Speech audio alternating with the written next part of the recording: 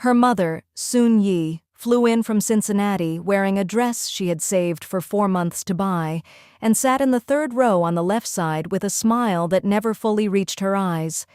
She told Rachel later that she had spent most of the ceremony looking at the faces of the Park family and trying to decide what she was seeing. She never told Rachel what she concluded. She did not want to say it out loud because she was afraid that saying it out loud would make it true, and Soon Yi Kim had survived her entire life by refusing to say certain things out loud until she absolutely had to. Rachel moved into the Park family compound the day after the wedding. She and Daniel had their own wing, a private apartment within the main structure, with its own entrance and its own sitting room and a bedroom with windows that looked out over a garden that someone pruned every Thursday morning, whether it needed it or not. On paper, it was beautiful. In practice, it was a room inside a building inside a wall, and the wall belonged to Richard and Margaret Park. And everything that happened inside the wall happened according to their rhythm. Dinner was served at 7 o'clock every evening in the main dining room. This was not an invitation. It was a schedule. Family meetings occurred every Sunday at 10 in the morning. Rachel was expected to attend. And the meetings were conducted almost entirely in rapid Korean that moved too fast for her to follow. And when she asked Daniel afterward what had been discussed, he would summarize in a way that always felt slightly shorter than the actual conversation. Margaret Park, Daniel's mother, the woman who ran the interior life of the Park family with the precision and the absolute authority of someone who had never once questioned her right to do so, was unfailingly polite to Rachel. This is important to understand. She was never rude. She never raised her voice. She never once, in Rachel's first year inside that house, said a single thing that Rachel could have repeated to anyone as evidence of hostility. And yet the hostility was there, as constant and as structural as the wall outside, communicated through 100 small and deniable signals. The wedding dress that Margaret had chosen for Rachel without asking, the seat assignments at every family dinner that placed Rachel at the far end from the conversation, the household staff who answered to Margaret first and acknowledged Rachel's requests only after a pause that lasted exactly long enough to let her know where she stood. Real women who have married into families like the Parks. And these families are real. They exist across South Korea with names that appear on the sides of buildings and at the bottom of financial reports, have described the experience in terms that are strikingly similar to one another regardless of the decade or the specific family. A former anchorwoman who married into one of South Korea's largest industrial dynasties described going on national television years later and laying out, in calm and specific detail, the rules that had governed her daily existence from the moment she entered the family. She had to be awake before 5 in the morning. Breakfast was at 4:30. She was expected to attend every family ancestral ceremony, every memorial, every formal gathering, dressed appropriately and prepared to perform the role of daughter-in-law in a way that satisfied not her husband, but his mother, who was the true gatekeeper of every social and familial obligation the family carried. She had, upon marrying, resigned from one of the most prominent broadcasting jobs in South Korea within weeks of the wedding announcement. The family had not asked her to do this, technically, but the expectation had been communicated in the way that expectations inside these families are always communicated, not through instruction, but through the creation of an environment in which the alternative is simply not viable. She had given up her career, her public identity, and her independent schedule to become, as the Korean press described her without apparent irony, the daughter-in-law of Hyundai. Not a person, a role. For Rachel Kim, the rules were similar in structure but more extreme in implication because Rachel was not Korean by upbringing, did not have the cultural fluency to decode every signal being sent to her, and did not have a family nearby who could read the situation and call it by its name. She had Angela Torres calling every Sunday from Chicago. She had her mother's voice on a phone that she would eventually discover had been set up without an international calling plan, meaning that every call to Cincinnati required Rachel to request communication credits from the household account, which was managed by Margaret Park's personal assistant, who logged every request and reported them to Margaret as a matter of routine. Rachel made 3 such requests in her first 3 months in the compound. After the third one was processed with a delay of 4 days and no explanation, she stopped asking. She found other ways to communicate, but the message had been received exactly as intended. You are here now. This is your world now. The world you came from requires permission.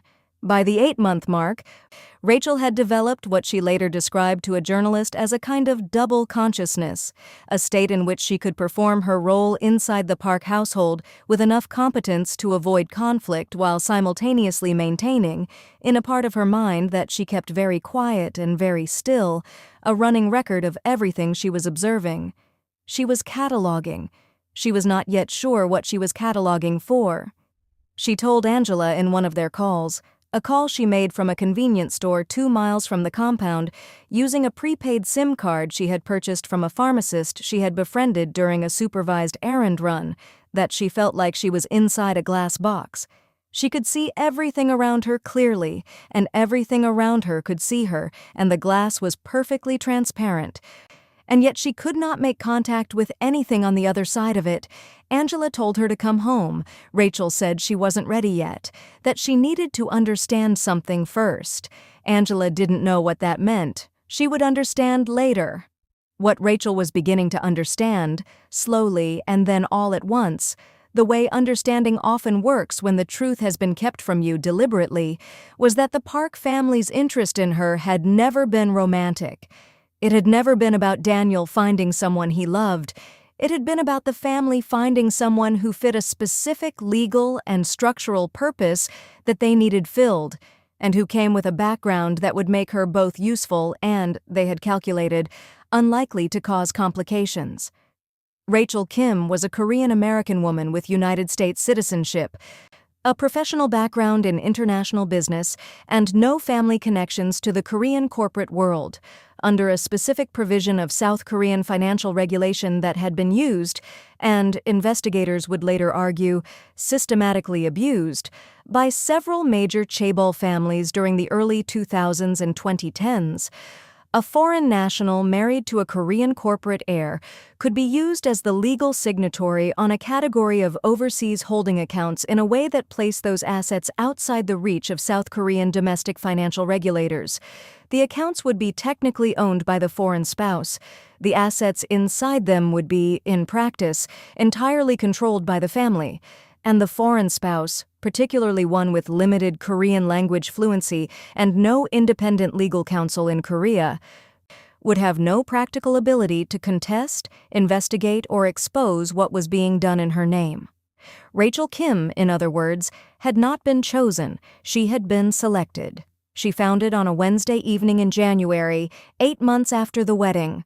She had been looking for a phone charger in the second drawer of Daniel's home office, a room she had been in dozens of times, and which had never felt off-limits, because nothing in the Park household was ever explicitly off-limits, because explicit prohibition would have created a boundary that could be discussed. Things were simply arranged so that you did not go certain places and did not ask certain questions, and if you were a person who had grown up learning to read environments rather than instructions, you learned the shape of the arrangement quickly and adjusted your behavior accordingly. Rachel had adjusted her behavior in dozens of ways she had not fully articulated to herself. But she went into the office that evening for a phone charger and found, in the second drawer, underneath a company letterhead folder, a printed document. She photographed it with her phone. She went to the bathroom and ran the faucet and sat on the edge of the marble bathtub and put the photographs through a translation application, reading the output 3 times before she let herself believe what it said. The document was a legal instrument, a proxy agreement, that bore Rachel's signature, reproduced from the original marriage documentation. It referenced a series of offshore holding accounts registered in her name through a legal structure that had been established before the wedding, before the courtship, possibly before Daniel Park had ever walked into that networking event in Chicago. The accounts were substantial. The assets inside them were not the kind of assets you accumulate through legitimate business activity and simply neglect to mention to your spouse. Rachel sat on the edge of that bathtub for a long time. Then she closed the translation app. Then she deleted the photographs from her phone's visible storage, but not from the backup location she had quietly enabled 3 weeks earlier, because Rachel Kim was a woman who had grown up watching her mother prepare for every contingency she could think of, and she had inherited that quality completely. Then she walked back into the bedroom, lay down next to her husband, and looked at the ceiling. And she began to make a plan. What happened in the 14 days between Rachel finding that document and Rachel disappearing from the Park family compound is a chapter of this story that is, in some ways, more extraordinary than anything that came before it, because those 14 days were not panic. They were not confrontation. They were not flight, not confrontation. They were not flight. They were the most precise and disciplined 14 days of work that Rachel Kim had done in her life, which is saying something substantial, because Rachel Kim's life had not been short on precision or discipline. She was meticulous. Each day she performed her role inside the compound exactly as she always had. Dinner at 7, Sunday meetings. Every expectation met with the same quiet competence that had, she now understood, been one of the reasons she had been selected. While she performed that role, she was doing something else entirely in the hours between midnight and 4 in the morning, in a language that Daniel Park and his family did not know she had learned to read. She was reading financial law. She was reading the specific South Korean regulatory framework under which proxy holding accounts of the kind described in that document could be challenged, exposed, and, under the right circumstances, used as evidence in a financial crime investigation. She was not a lawyer, but she had spent her career helping companies understand foreign business environments, and she was very good at finding the information that mattered and understanding what it meant. She had also, in those 14 days, made contact with 2 people. The first was a paralegal at a law firm in Washington, D.C. that specialized in international financial crime, a firm she had identified through a database she accessed from the same convenience store where she used her prepaid SIM card and whose encrypted intake form she completed in 4 sittings across 3 different days. The second was a journalist, not a Korean journalist.